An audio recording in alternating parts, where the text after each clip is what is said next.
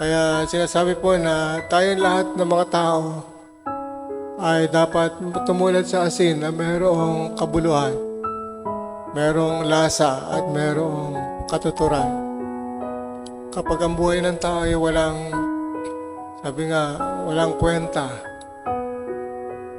ang buhay mo ay wala ring nagiging kwento sapagkat wala kang kasaysayan na pinubuo dahil hindi mo nakikita yung katuturan ng iyong buhay. At marami po sa atin sa panahon natin ngayon ang walang lasa yung buhay dahil sa maraming mga bagay na nagbibigay sa atin ng hadlang para magkaroon ng katuturan at kwenta yung ating buhay.